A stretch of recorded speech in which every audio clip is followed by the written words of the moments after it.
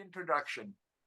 Alan Harris, his spoken word is informed by his time working as an actor in theater, film, and sketch, improv, and stand-up comedy.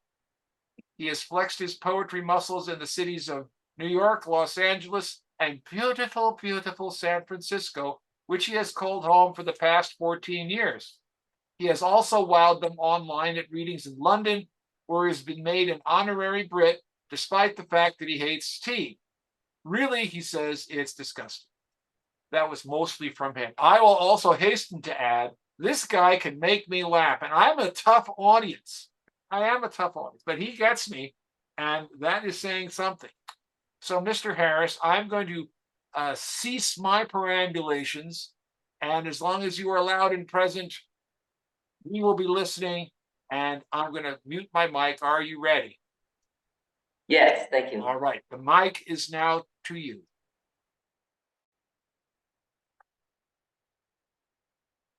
It was me. I'm the one who farted. But no one must ever know it was me because, as my dear old pappy once told me, there are two kinds of people in the world. The kind who fart around other people and the kind who don't. And you want to be one of the non-farters because there is no better way to lose someone else's respect than by farting in their presence. So you need to stay in control of your bodily functions. People will respect a man only when he has dominion over his gastrointestinal system. And don't listen to those other people who will tell you that it is unhealthy to suppress bodily functions. They happen to be right, but don't listen to them. Better, you should hold in a fart and risk abdominal distension and the development of diverticulitis than to be tagged in social cliques and institutional hierarchies as flatulent. That is the worst label that you can have attached to you. You are actually better off having a criminal record, which is at least something that can be seen in certain circles, and depending on the crime, to have a particular amount of coolness associated with it.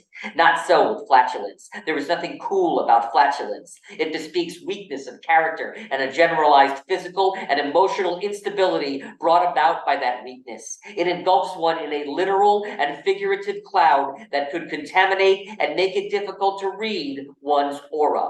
And let's face it, your best smelling fart is still going to disgust most other people.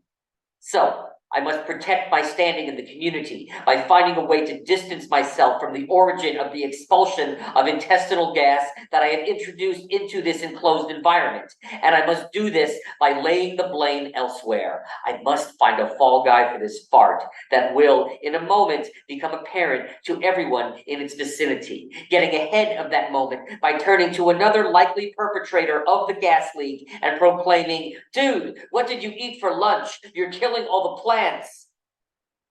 And while it tears me up inside to undermine the status of a fellow human being in order to protect my own status, perhaps resulting in a few sleepless nights and a brief period in which when I look in the mirror, I see a character out of The Telltale Heart or Crime and Punishment staring back, these pangs of guilt that I'm experiencing will, hopefully, eventually, pass like the gas itself.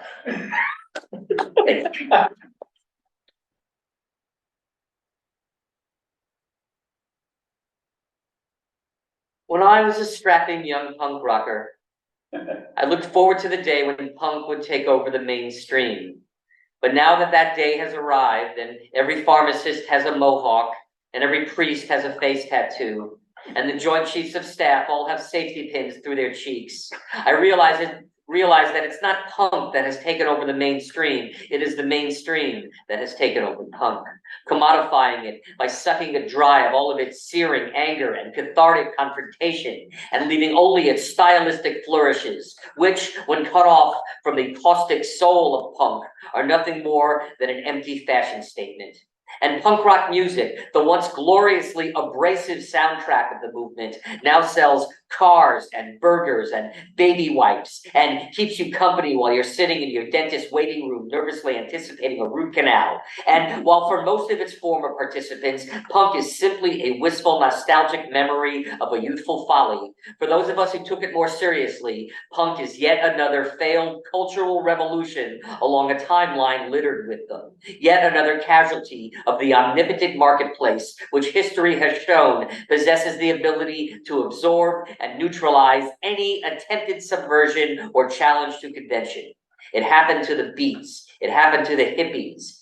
It is what helped to kill Lenny Bruce and Kurt Cobain, who, at least in part, were driven to hasten their mortality by an efficiently brutal and cold-hearted capitalist system that cares not one whit about art and the artist. And the best that I can do while hanging out with all of the other social misfits over here on the brink of the edge, of the periphery of the fringe, of the outskirts of the sidelines, is to despise those whose evil mission is to maintain the status quo. And along with lots of gratuitous swearing and the occasional flipping off of a cop when his back is turned, that is about as punk rock as I get these days. Yeah. Thanks.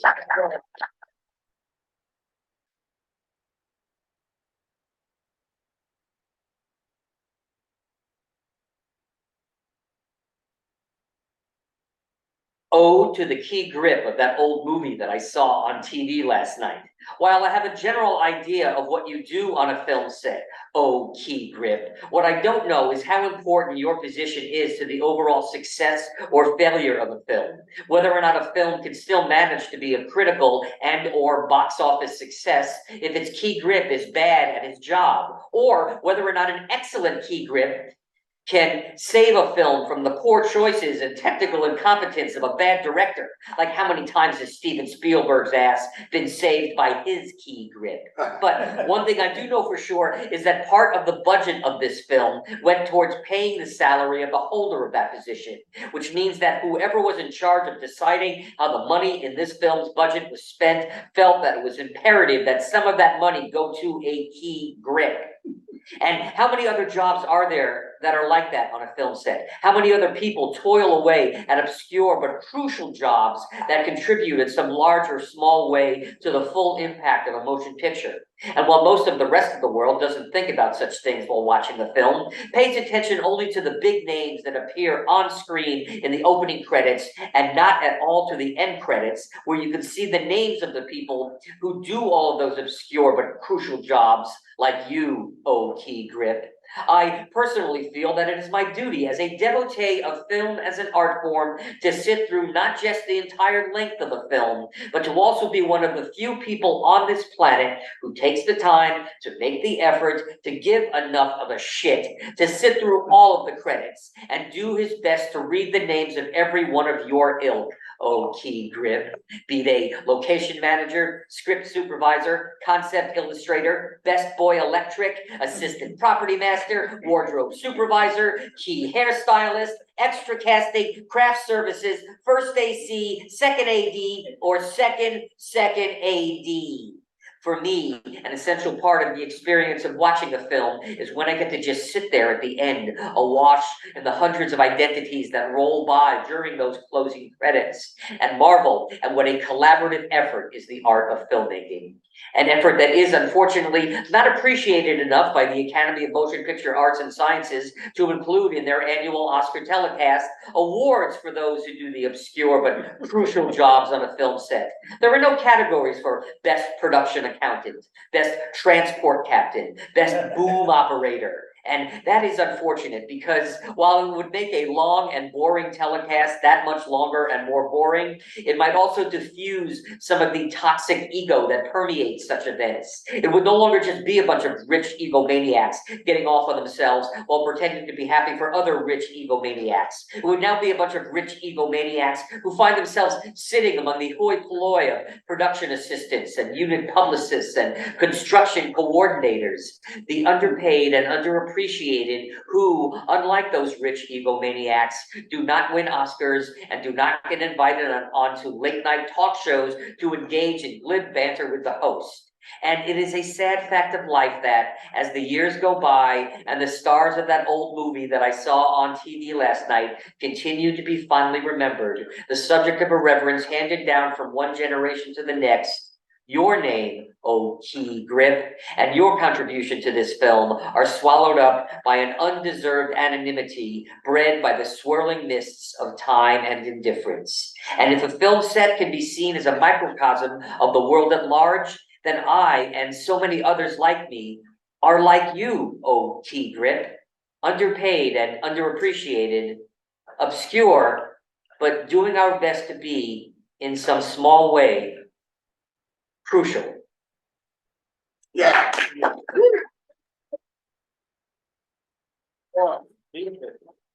Okay,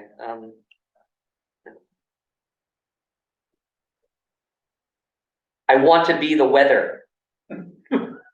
I have wanted to be the weather ever since I was in the 3rd grade, and I was caught in a particularly fierce storm as I walked home from school one day. And there was something deeply profound about the way that the rain and the wind and the thunder and the lightning charged up my little 8-year-old mind and made me feel alive in a way that I was sure nothing else ever could. And the next day, when my teacher went around the room and asked each one of us what we wanted to be when we grew up, I said, without hesitation, I want to be the weather. And she said, you mean that you want to be a weather man? It's called a meteorologist. And I said, I know what a meteorologist is, you condescending adult. And no, I don't mean that I want to be a weather man. I mean that I want to be the actual weather. I want to be the rain and the wind and the thunder and the lightning. I want to be the temperature and the precipitation and the atmospheric pressure. I want to be a tornado and a hurricane and a blizzard and a polar vortex and a bomb cyclone. I want to be the atmospheric river that dumps tons of water on a big urban city. I want to be the strong icy winds whipping through some farm belt region. I want to destroy some areas and bring life to others, create chaos some of the time and tranquility at other times. I want to be prayed to and about. I want sacrifices to be made in order to appease me. I want to be embodied by Greek gods. And she said, this is not normal. You're not supposed to want to be the weather when you grow up. You're 8 years old. You're supposed to want to be a policeman or a fireman. Or like little Billy here, who says that when he grows up, he wants to be an astronaut. Now that is normal. And I said, yeah, let me tell you something about little Billy. He's a nose-picking, bed-wetting, paste-eating little insect who, if he lives to be 100, will never, in all that time, be able to even learn how to spell the word astronaut, let alone become one. So, if that is normal, then color me proudly, defiantly, ferociously abnormal. And you could bring on your armies of child psychologists brandishing their mood stabilizers and their theories on how to force an adolescent square peg into an adolescent round hole. Nothing will deter me from my desire to be the weather. And yeah, I know, I may only be 8 years old, but look, I'm no fool. I know little Billy. I know that I cannot in any way possible ever actually be the weather. But don't you see, dear teacher? It is my desire to be the weather that is the point, that courses through me like a second life force, imbuing my every thought and movement. Can't you understand that? Can't you relate? Haven't you ever wanted to be something other than human? And her face changed then, taking on an expression not just of concern, not just of confusion, not just of mere disquiet. It was an expression of genuine fear. And it was then that I realized that I had gone too far, that I had revealed more about myself than this chubby, bespectacled, middle-aged, middling, suburbanite educator could possibly cope with from one of her little 8-year-old charges. Her limited mind simply could not handle it. And I vowed then and there to speak of my unusual ambition only to those who I thought possessed not just the intellect, but also the courage to process it and accept it for what it is. And don't get me wrong, I see the necessity for policemen and firemen and, yes, even astronauts. I just want to be the weather.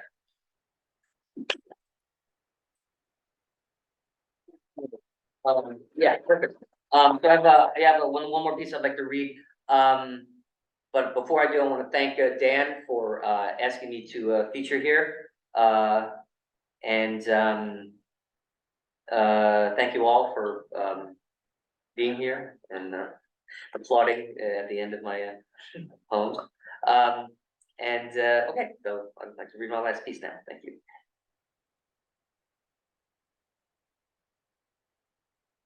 I am watching myself on video, reading some crap that I wrote, and I am trying really hard to imagine that the person I am watching in the video is someone other than me, so that I can then judge this person objectively. But unfortunately, I appear to have done such a good job of convincing myself that the person in the video is someone else. I have so successfully crafted a detached, dispassionate, impersonal point of view from which I can judge this person that I am watching in the video, that I have accidentally called into question my whole sense of self, my whole conception of my own identity, of who I am and what I represent in the world and beyond. Because if I am, in fact, not the person in the video, then maybe I am also not the person sitting here at this keyboard writing this piece, which means that at the moment, I am, for all intents and purposes, a person without an identity. And while I have lost my way many times in the past, been befuddled and flummoxed and discombobulated and unglued and unscrewed and unzipped and mixed up and fouled up and shook up and spaced out to lunch and punchy and punch drunk and slap happy and shot to pieces and glassy-eyed. This that I am experiencing right now, this is something else completely. An ethereal emptiness that makes me doubt my own actuality. Truly a crisis of the existential variety, and one from which I see no path forward. The only thing that I could think of to do is to write about it. And that's what I'm doing. Writing about it. At least, I think it's me. I think I'm the one writing about it. Well, someone is writing about it. The words are appearing on the screen. I'm reading them right now. And you know what I just realized as I'm reading these words? This piece has gotten really meta. Somehow it has degenerated into this thing that is completely about itself. I have become trapped in a cycle of self-perpetuating self-reference, and I haven't a clue as to how to advance beyond it, which means that I have no idea how to come up with an ending.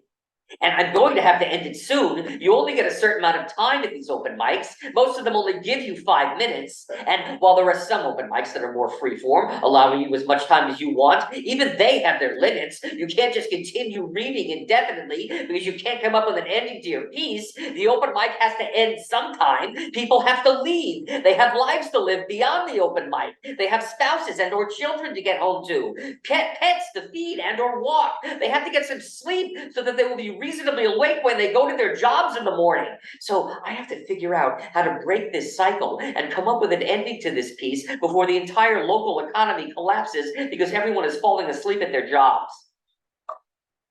And I suppose I could just stop, just force an ending.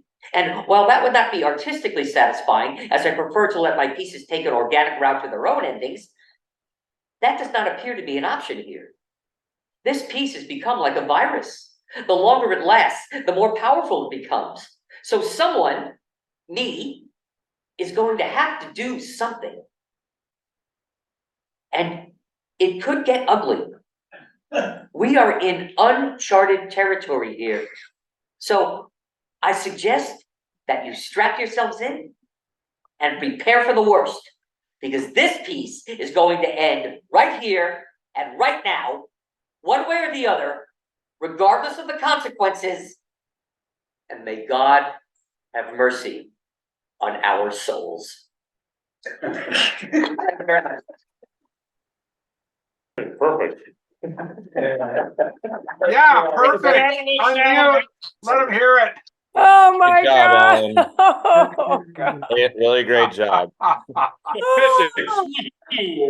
told you. I told you. Oh my gosh. Thank you, Dan. You've always been very supportive, and I very much appreciate that. Well, a great set. Great set. We got several thumbs up, and Wow. You never disappoint. You never disappoint.